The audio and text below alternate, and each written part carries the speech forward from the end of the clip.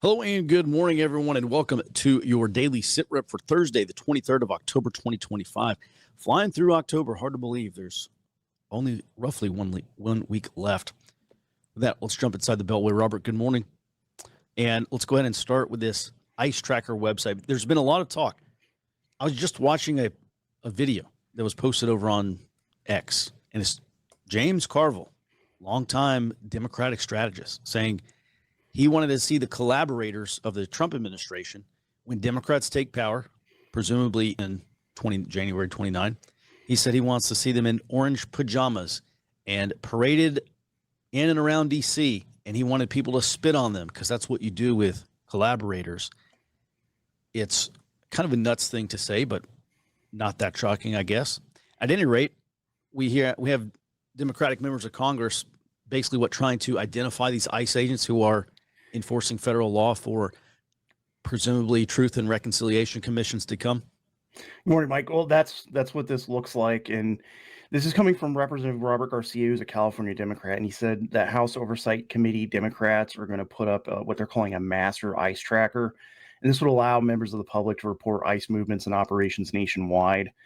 Representative Brian Steele, who is a Wisconsin Republican, said that the House Administration Committee is not going to allow him to put this tracker on any House website. They're the committee that's in charge of things like the maintaining the different websites of the different committees in the House. And so I expect that they are still going to try to do this, just put it on a non-government website. Mm-hmm. Is this because one of actually maybe two, I think, of the crowdsourced Ice Watch type apps were removed from the Apple and I think maybe Android App Store? Is this one way, if Congress has something or some semi-official ICE trackers, this maybe one way they can get it back up on the app stores? Well, I imagine the idea behind this is because with a government website, there are records requirements, Sure. so they wouldn't be able to just take them down, or like the Trump administration wouldn't be able to pressure a private company to take it down versus trying to get past records requirements where they would have to keep this website up. Mm-hmm. Well, I guess my question is this semi-congressional ICE tracker going to eventually turn into an app, like a semi-official app that will get put back on the Apple Store? Because that was a big point of contention, because you had a lot of these and we've been covering these actually, I've been covering them since probably back to 2017 when they first started, but they've been launched in earnest, an actual crowdsourced intelligence platform on ICE. At any rate, go ahead, Robert. Yeah, I didn't see any details about whether this would be turned into an app or not. I don't think it would be that difficult to do that for if they were able to actually get the website up.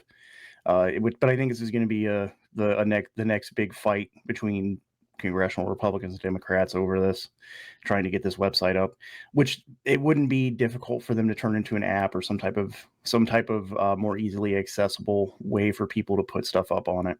Mm-hmm.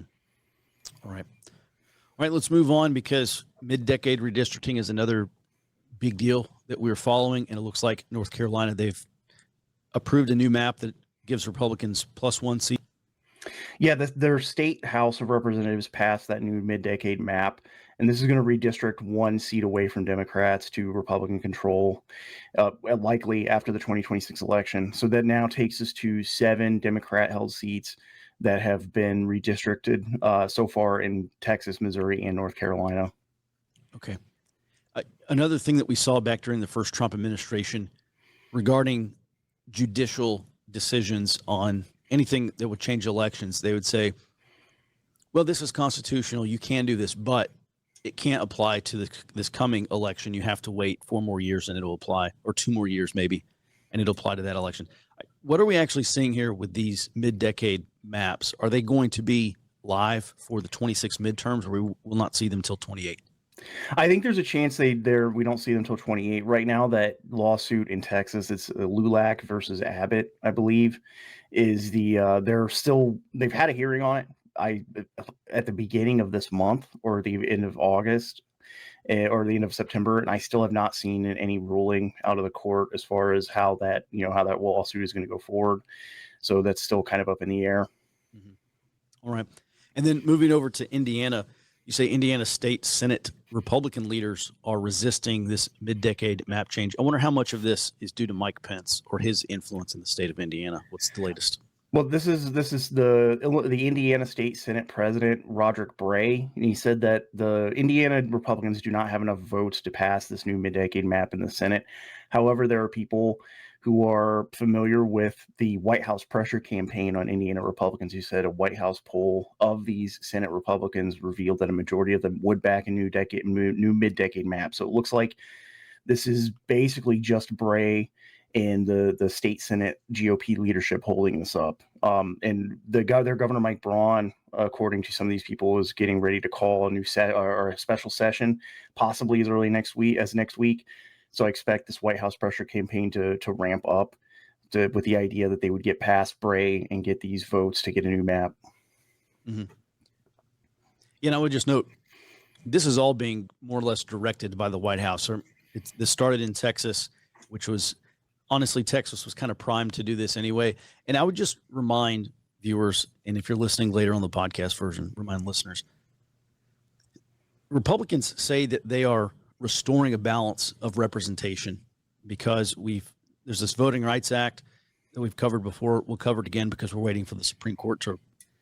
It sounds to me like they're going to strike it down. Actually, I was just watching yesterday an interview with Wajahat Ali, Super American, and Ezra Levin, and they both said they fully expect the Supreme Court to strike down Section 2 of the Voting Rights Act, which would undo at some point. It may not apply to the 26 midterms, but at some point, seems likely that it would undo these majority-minority districts. And I think there's 12 or maybe 16 of them.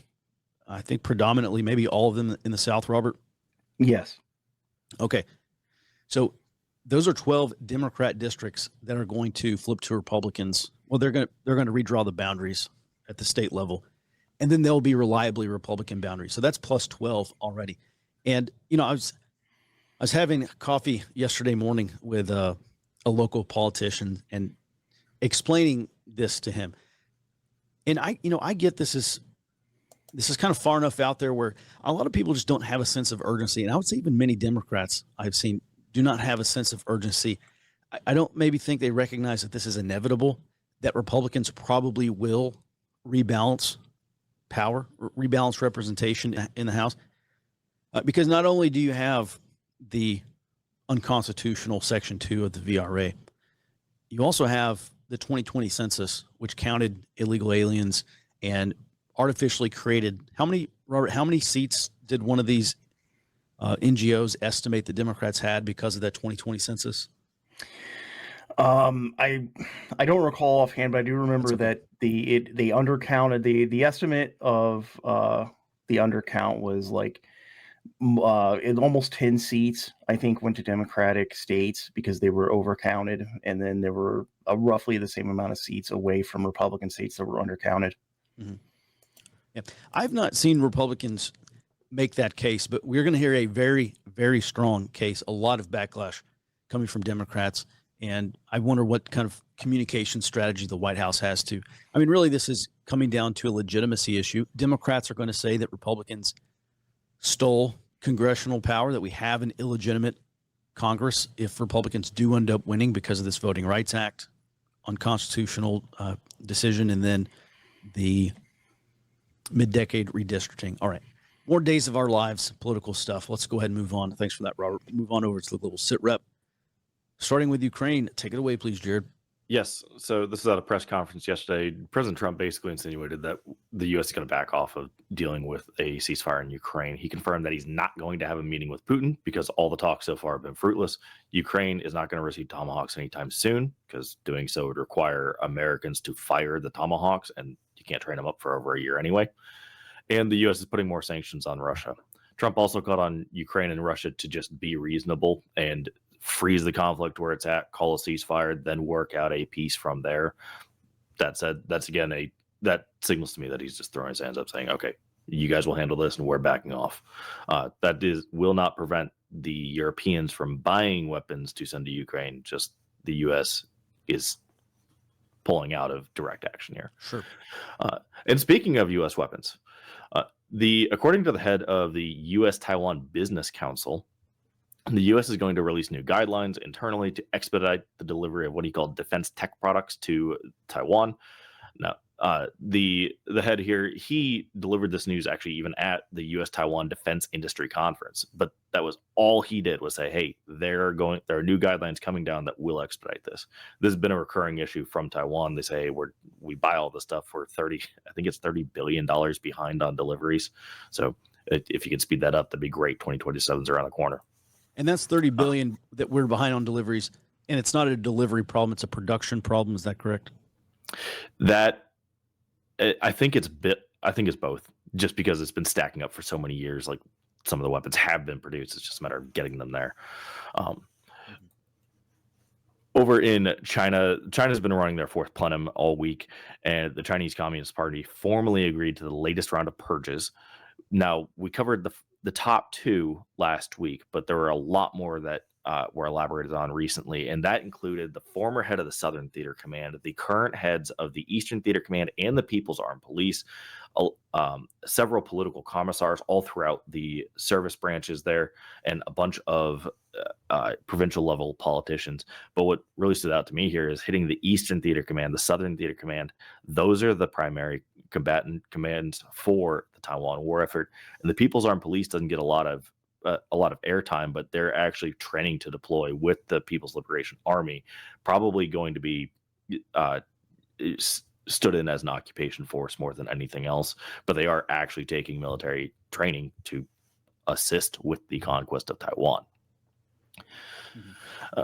Then moving down south to the Philippines Marines and Coast Guard held a joint exercise last week to practice defending the Balabac Strait and doing aerial insertions on Balabac Island. Now, this set of features here, this is important because that's one of the sites that was designated for a U.S. base and rotational force back in 2023.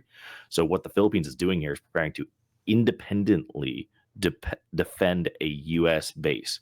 At the same time, the strait, according to the Philippines, is a common access point for the Chinese People's Liberation Army Navy to send warships through. So they're trying to shut down that strait. And all of this, I want to stress again, they're using U.S. tactics, but they are practicing it independently.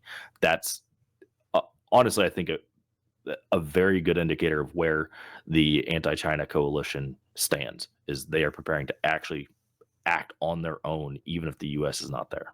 Mm-hmm. Yeah, I tell you, anytime I see a foreign country practicing U.S. tactical doctrine, that screams to me interoperability.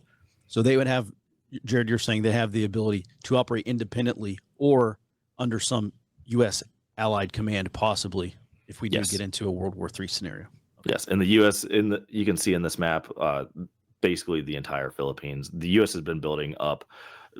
I mean, pick a city where the U.S. has been building up in it, and the Long Island there, right above Balabac Strait, the U.S. is helping them actually build up a small boat facility there. This is the Philippines preparing to provide territorial defense for a U.S. war effort. Mm-hmm. Especially if we put a base there. All right. Thanks for that, Jared. Moving on, we do have 74 protests today. Additionally, coming up later today at 2 p.m. Central Time. Next slide, please, Jared. Is the Color Revolution update for October. The last one I did was in August, and we're going to recap what I covered in August, kind of give you a Color Revolution in 5 minutes, explain in enough detail in 5 minutes so everyone can understand what a Color Revolution is. And then we'll go into some of the updates, some things that have happened. Obviously, No Kings 2.0, I think I said in a couple of weeks ago, No Kings 2.0 probably going to be a pivot point as they try to transition from this protest phase into this resistance phase. This means we're going to see a little more disruption and then eventually a lot more disruption, and lots to cover on that. But we are moving into phase 2, and we'll be in phase 2 for a while, and then phase 3 almost certainly in 2028. That could change. Given what they decide. That's a members only briefing coming up today at 2 p.m. Central Time over on the high side. That's over on our website. Speaking of the high side, the rest of this brief also continues. It is members only. We're going to talk about Indivisible. There was a video that they put out, or it was an all call rather, and they described the next steps, what's going to happen after No Kings 2.0.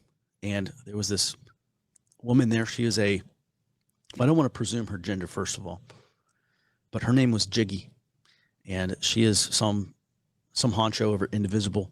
And so she talked about, I guess we're going to get jiggy with it next. We'll also have some updates on the federal law enforcement surge into San Francisco. Actually, Robert, as a matter of fact, just briefly, when is that? That's coming up here pretty soon, right?